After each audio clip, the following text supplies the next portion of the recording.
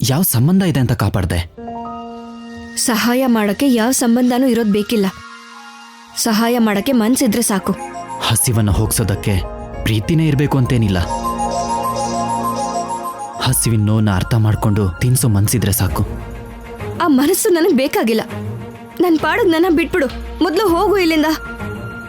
ಒಬ್ಬೊಬ್ಬಳೆ ಅಳೋದಕ್ಕೆ ನಿನಗೆ ಯಾರೂ ಇಲ್ಲ ಅಂತ ಅನ್ಕೋಬೇಡ. ನಿನ್ನ ನೋವನ್ನ ಹಂಚ್ಕೊಳ್ಳೋದಕ್ಕೆ ನಾನಿದ್ದೀನಿ. ಏನೂ ಬೇಕಾಗಿಲ್ಲ. ಪುಣ್ಯನ್ ನೋವನ್ನ ಹಂಚ್ಕೊಳಕ್ಕೆ ನಾನಿದ್ದೀನಿ. ಈ ಮಾಲ ಇರೋವರೆಗೂ ಪುಣ್ಯಗೆ ಕಷ್ಟ ಬರ್ದಿರೋ ಹಾಗೆ ನೋಡ್ಕೋತೀನಿ. ಅದನ್ನ ಇಳ್ಕೊಡು, ನಾನ್ ತಿನ್ನಿಸ್ತೀನಿ. ನಾನು ತಿನ್ನಿಸ್ತೀನಿ ಮಾಲಾ, ತಗೋ ಪುಣ್ಯ. ಪುಣ್ಯ ಊಟ ಮಾಡ್ಬೇಕು ಅಂದ್ರೆ ನನಗ್ ಕೊಡು. ಅವಳು ಹಾಗೆ ಮಲ್ಕೋಬೇಕು ಅಂತಂದ್ರೆ ಬೇಡ, ಅವಳಿಗೆ ನಾನೇ ತಿನ್ನಿಸ್ಬೇಕು. ಬೇಡ, ಅವಳು ಊಟ ಮಾಡೋದೇ ಮುಖ್ಯ. ನೀನೇ ತಿನ್ಸು ಮಾಲಾ. ನಾನು ಹೊರಡ್ತೀನಿ ಪುಣ್ಯ.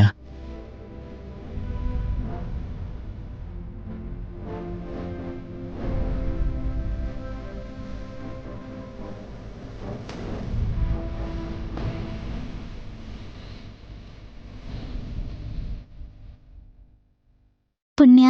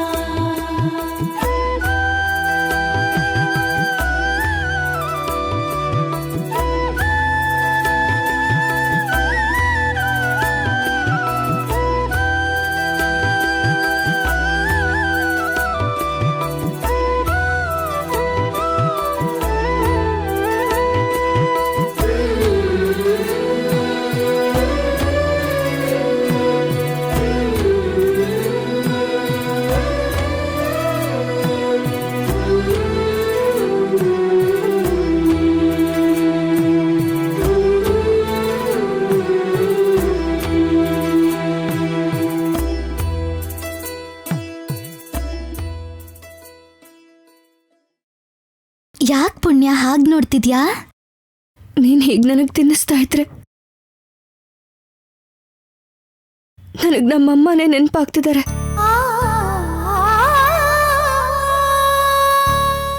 ನಿಮ್ಮಮ್ಮ ಅಂತಂದ್ರೆ ಹೆತ್ತಮ್ಮನಾ? ಅಲ್ಲ,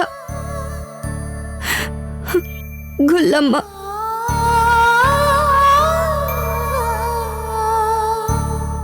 ಪಾಪ, ಅವರು ಕೂಡ ಹೀಗೆ ನನ್ನ ಪ್ರೀತಿಯಿಂದ ನೋಡ್ಕೊಳ್ತಿದ್ರು. ಆದ್ರೆ ನಾನೇ ಅವ್ರ ಮನಸ್ಸಿಗೆ ಕಷ್ಟ ಕೊಟ್ಟು ದೂರ ಮಾಡ್ಕೊಂಡ್ಬಿಟ್ಟೆ.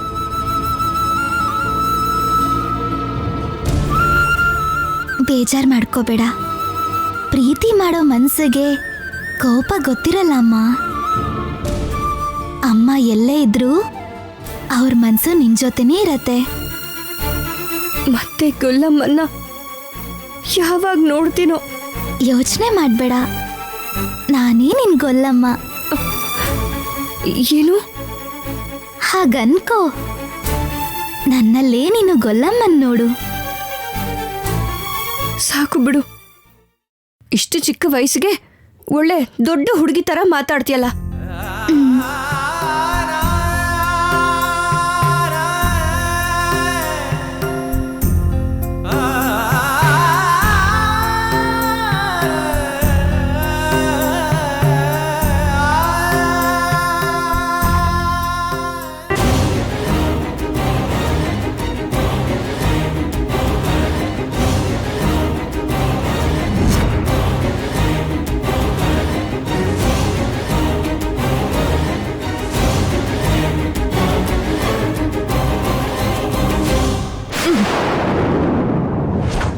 ಏನಾಯ್ತು?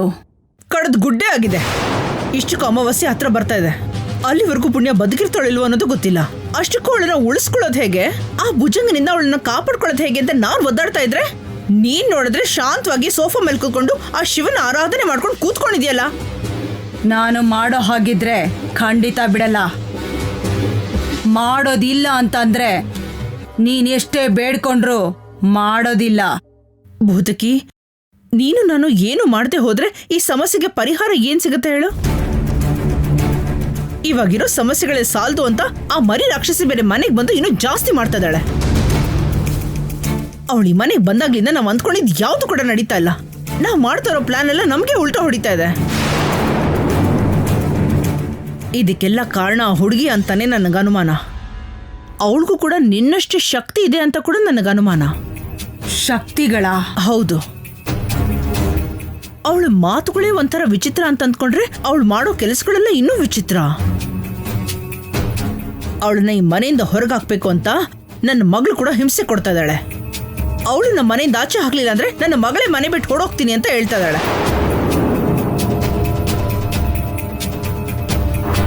ಭೂತಕಿ, ನೀನ್ ಏನ್ ಮಾಡ್ತೀಯೋ ನನಗೆ ಗೊತ್ತಿಲ್ಲ. ನಿನ್ನ ಮಂತ್ರಶಕ್ತಿನೆಲ್ಲ ಉಪಯೋಗಿಸಿ ಅವಳನ್ನ ಆದಷ್ಟು ಬೇಗ ಈ ಮನೆಯಿಂದ ಹೊರಗೆ ಹೋಗೋಗಿ ನೀನ್ ಮಾಡ್ಲೇಬೇಕು. ಅವಳು ಸಾಮಾನ್ಯ ಹುಡುಗಿ ಆಗಿದ್ರೆ ಅವಳನ್ನ ತಡೆಯೋದಕ್ಕೆ ನೀನು ಸಾಕು. ಅವಳು ಮಂತ್ರತಂತ್ರ ಗೊತ್ತಿರೋ ಹುಡುಗಿ ಆಗಿದ್ರೆ ನಾನೇ ರಂಗಕ್ಕೆ ಇಳಿಬೇಕು. ಅಂದ್ರೆ ಆ ಹುಡುಗಿ ಸಾಮಾನ್ಯವಾದವಳಲ್ಲ, ಮಾಂತ್ರಿಕಳೆ. ಒಂದ್ ವೇಳೆ ಮಂತ್ರತಂತ್ರ ತಿಳ್ಕೊಂಡಿರೋ ಮಾಂತ್ರಿಕಳ ಅಥವಾ ನಿನ್ ಹಾಗೆ ಭೂತಶಕ್ತಿನ, ಅದು ನಾವು ತಿಳ್ಕೋಬೇಕು. ಅದಾದ್ಮೇಲೆ ಅವಳ ಕಥೆನ ನಾವು ಮುಗಿಸ್ಬೇಕು. ಹಾಗೆ ಆಗ್ಲಿ.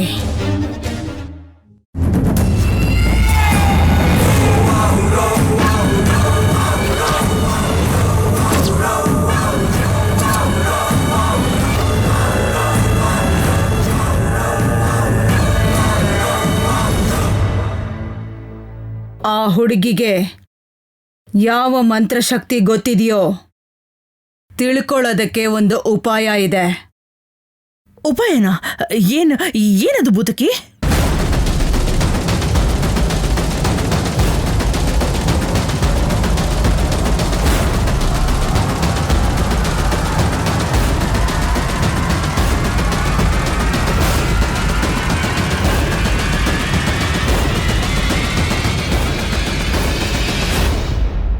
ಅರ್ಥ ಆಯ್ತಾ? ಅರ್ಥ ಆಯ್ತು. ಆ ಹುಡುಗಿಗೆ ಅಷ್ಟೆಲ್ಲ ಶಕ್ತಿ ಇದ್ರೆ ನಮ್ಮ ಷಡ್ಯಂತ್ರದಿಂದ ಆ ಪುಣ್ಯನ ಕಾಪಾಡ್ತಾಳೆ. ಸಾಮಾನ್ಯದವಳಾಗಿದ್ರೆ ಆ ಪುಣ್ಯ ತೊಂದರೆಲಿರೋದನ್ನ ಕಣ್ಣಾರೆ ನೋಡಿ ಬೇಜಾರು ಮಾಡ್ಕೋತಾಳೆ. ಅಷ್ಟೇ ತಾನೇ? ಹೌದು.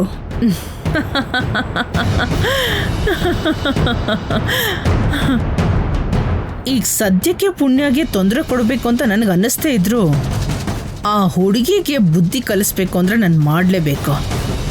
ಅದಕ್ಕಿಂತ ಹೆಚ್ಚೇನಂದ್ರೆ ಪುಣ್ಯ ನೋವು ತಿನ್ನೋದನ್ನ ನೋಡಿದ್ರೆ ನನ್ನ ಮಗಳು ಬಹಳ ಸಂತೋಷ ಪಡ್ತಾಳೆ. ನನಗೆ ಆ ವಿಷಯದಲ್ಲೂ ತೃಪ್ತಿ ಇದೆ.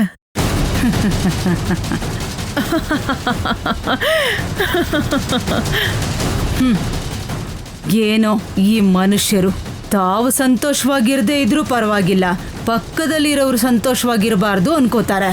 ಭೂತಗಳು ನಾವಲ್ಲ, ಇವರೇ.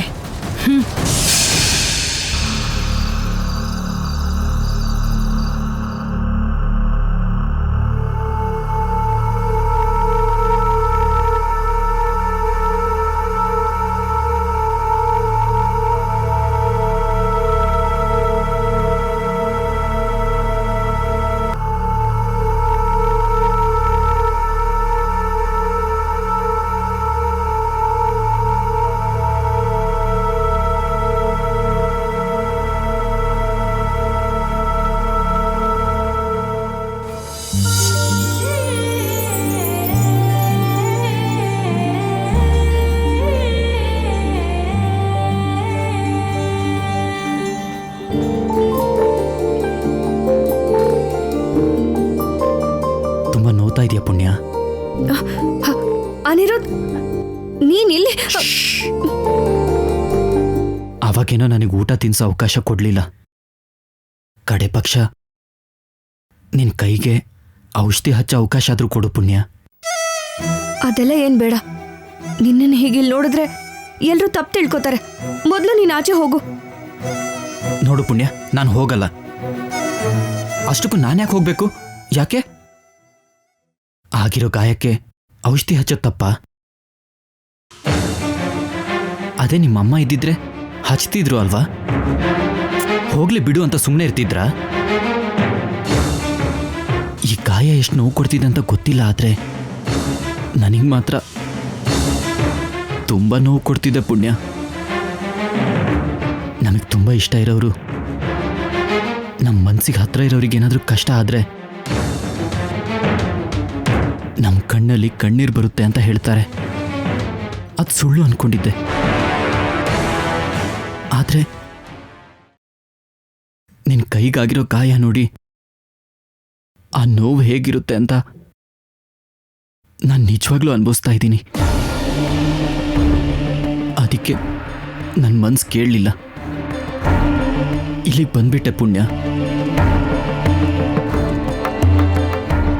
ಇದ್ರಲ್ಲಿ ನಿನ್ನ ಮೇಲಿರೋ ಪ್ರೀತಿ ಬಿಟ್ರೆ ಯಾವ ಸ್ವಾರ್ಥನೂ ಇಲ್ಲ ಪುಣ್ಯ. ಅನಿರುದ್ಧ್, ಬರಡು ಭೂಮಿಯಲ್ಲಿ ಮಳೆ ಅಲ್ಲ, ಎಂಥ ಬಿರುಗಾಳಿ ಮಳೆ ಬಂದ್ರೂ ಪ್ರಯೋಜನ ಇರಲ್ಲ.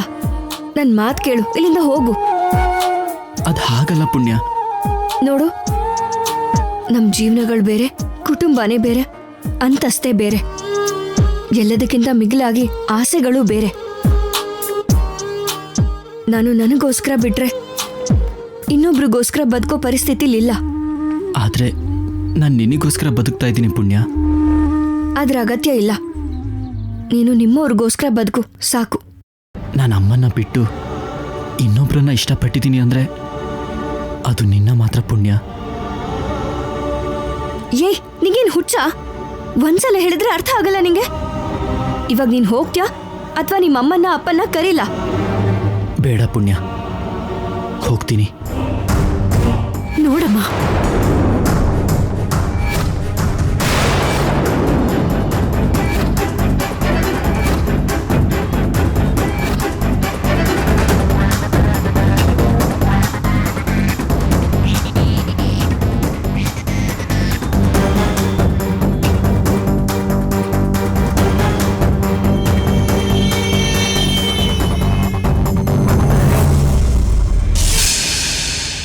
ನೋಡು ಪುಣ್ಯ,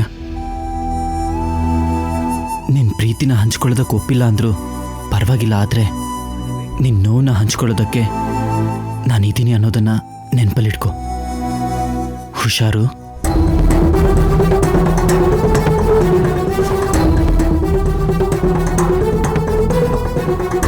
ನೋಡಿದ್ಯಾಮ್ಮ ಭಾವ ಹೇಗ್ ದಾರಿ ತಪ್ತಿದ್ದಾನೆ ಅಂತ? ಅದು ದಾರಿ ತಪ್ಪೋದಲ್ವೇ, ಕೈ ಜಾರ್ ಹೋಗ್ತಾ ಇದ್ದಾನೆ. ಈಗ್ಲೇ ಹೋಗಿ ಅವಳನ್ನ ಸಾಯಿಸ್ತೀನಮ್ಮ. ಪರ್ನಿ, ಆವೇಶ ಪಡಬೇಡ. ನೀನು ಹಾಗೆ ಮಾಡೋದ್ರಿಂದ ನಿನಗೆ ಭಾವ ಮಾತ್ರ ಸಿಗ್ತಾನೆ. ಸ್ವಲ್ಪ ಯೋಚನೆ ಮಾಡಿ ನೋಡಿದ್ರೆ ನಿನಗೆ ಭಾವನ ಜೊತೆ ನಾಗನಿಧಿ ಕೂಡ ಸಿಗತ್ತೆ. ಅಂದ್ರೆ ಆ ನಿಧಿ ಸಿಗೋ ತನಕ ಅವಳು ಏನ್ ಮಾಡಿದ್ರು ನೋಡ್ಕೊಂಡು ಸುಮ್ನೆ ಕೂರು ಅಂತ್ಯಾ? ನನ್ ಕೈಲಿ ಆಗಲ್ಲ ಅಮ್ಮ. ಅವಸರ ಮಾಡಿದ್ರೆ ನಮಗೆ ನಷ್ಟ.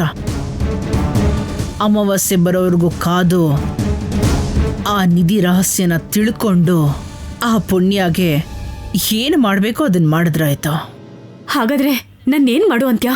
ಅವರಿಬ್ರು ಪ್ರೀತಿ ಮಾಡ್ತಾ ಕೂತಿದ್ರೆ ನೋಡ್ಕೊಂಡು ಚಪ್ಪಾಳೆ ತಟ್ಟು ಅಂತ್ಯ ಅಮ್ಮ.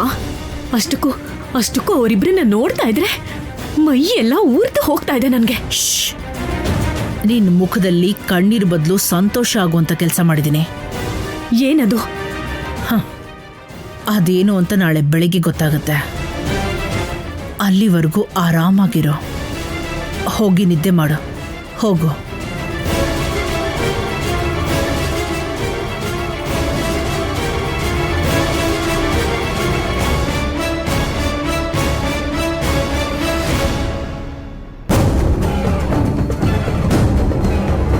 ಪುಣ್ಯ,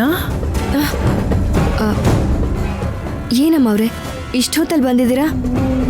ಏನಿಲ್ಲ, ಒಂದು ಮುಖ್ಯವಾದ ವಿಷಯ ಹೇಳಬೇಕು ಅಂತ ಬಂದೆ. ಏನಮ್ಮ ಅದು? ಅದೇನು ಅಂತಂದ್ರೆ, ಮನೆ ಮುಂದೆ ಸಗಣಿ ಸಾರಿಸಿ ರಂಗೋಲಿ ಹಾಕಿದ್ರೆ ಮನೆಗೆ ಅಂಟ್ಕೊಂಡಿರೋ ದೋಷ ಎಲ್ಲ ಹೋಗುತ್ತಂತೆ. ಅಷ್ಟೇ ಅಲ್ಲ, ನಮ್ಮ ಮನ್ಸಲ್ಲಿ ಏನಾದ್ರೂ ಕೋರಿಕೆಗಳಿದ್ರೆ ಅದು ಕೂಡ ನೆರವೇರುತ್ತಂತೆ. ನಿಜಾನಾ ಅಮ್ಮ ಅವ್ರೆ? ಹೌದಮ್ಮ. ಬೆಳಿಗ್ಗೆ ನಾನು ದೇವಸ್ಥಾನಕ್ಕೆ ಹೋಗಿದ್ನಲ್ಲ, ಅಲ್ಲಿ ಸ್ವಾಮೀಜಿ ಹೇಳಿದ್ರು ನಾಳೆ ಬೆಳಗಿನ ಜಾವ ಬ್ರಾಹ್ಮಿ ಮುಹೂರ್ತದಲ್ಲಿ ಸಗಣಿ ಹಾಕಿ ರಂಗೋಲಿ ಹಾಕಿದ್ರೆ ಆ ರಂಗೋಲಿ ಹಾಕ್ದವ್ರಿಗೆ ಎಲ್ಲ ಒಳ್ಳೇದಾಗತ್ತಂತೆ. ಹಾಗಾದ್ರೆ ನಾನು ಹಾಗೆ ತೀರ್ಲಿ ಅಂತ ಬೇಡ್ಕೋತೀನಿ. ನನ್ನ ತಂದೆ ತಾಯಿನ ಸಾಯಿಸಿದವರು ನಾಶ ಆಗ್ಬೇಕು ಅಂತ ಕೇಳ್ಕೊತೀನಿ. ಹಾಗೆ ಆ ಸಗಣಿನ ನೀನ್ ಸಾರ್ಸಿದ್ರೆ ಈ ಭದ್ರಾವತಿ ಏನು ಮಾಡಿದಳೆ ಅಂತ ನಿಂಗೆ ಅರ್ಥ ಆಗುತ್ತೆ.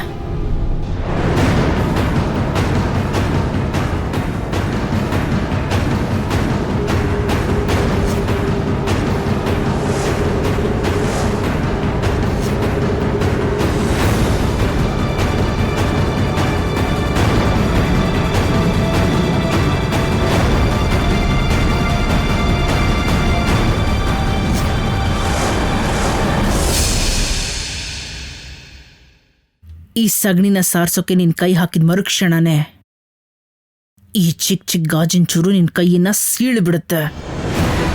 ನೀರಲ್ಲಿ ಮುಳುಗಬೇಕಾಗಿರೋ ಈ ಸಗಣಿ ನಿನ್ನ ರಕ್ತದಲ್ಲೇ ಮುಳುಗೋಗುತ್ತೆ. ಅದನ್ನ ನೋಡಿ ನನ್ನ ಮಗಳು ಖುಷಿ ಪಡ್ತಾಳೆ. ಅದಕ್ಕಿಂತ ಹೆಚ್ಚಾಗಿ ನಿನ್ನ ಪಕ್ಕದಲ್ಲೇ ಇರುವಂತ ಹುಡುಗಿಗೆ ಮಂತ್ರಶಕ್ತಿ ಗೊತ್ತೋ ಇಲ್ವೋ ಅನ್ನೋದು ನನಗೆ ಗೊತ್ತಾಗೋಗುತ್ತೆ.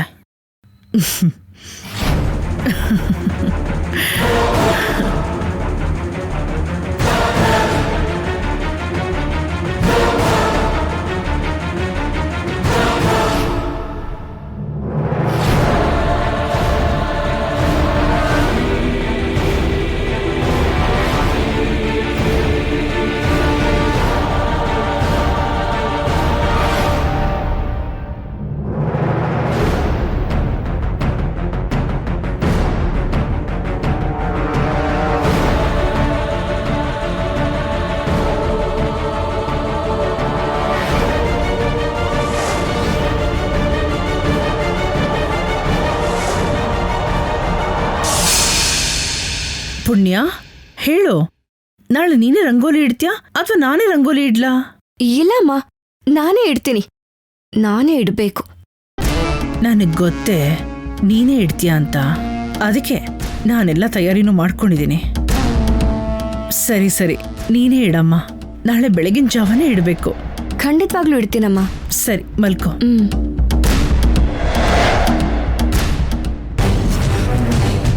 ಹುಚ್ಚಿ ಭದ್ರಾವತಿ, ನಿನ್ನಾಶಕ್ಕೆ ನೀನೇ ಪ್ಲಾನ್ ಹೇಳಿ ನಿನ್ನ ಹಳ್ಳ ನೀನೇ ತೋಡ್ಕೊಂಡಿದ್ಯಾ.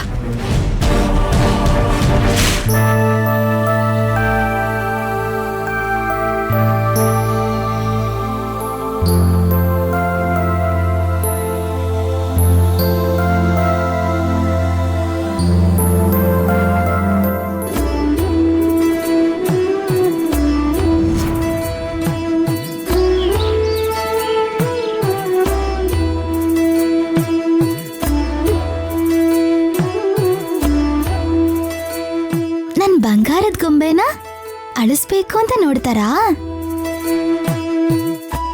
ಗಾಜಿನ ಚೂರಿಂದ ಗಾಜಿನ ಗೊಂಬೆ ತರ ಇರೋ ನನ್ ಮುದ್ದಾದ ಮಗ್ಳ ಕೈಗೆ ಗಾಯ ಮಾಡ್ಬೇಕು ಅಂತ ಅನ್ಕೋತೀರಾ? ನೋಡ್ತೀನಿ, ಒಬ್ಬೊಬ್ರಿಗೂ ಪಾಠ ಕಲಿಸ್ತೀನಿ.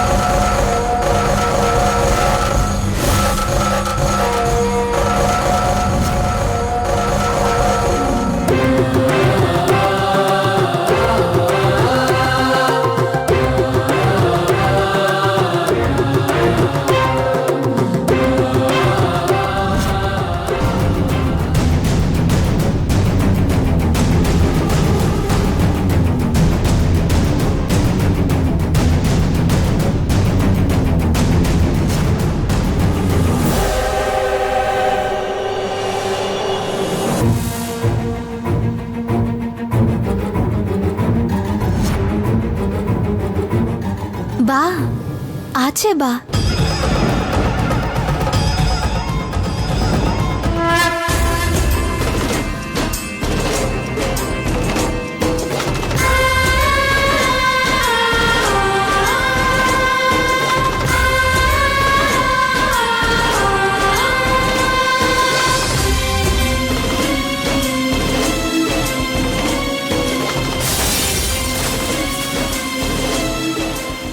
ಕೆಲ್ಸ ನೀನ್ ಮಾಡ್ಕೋ.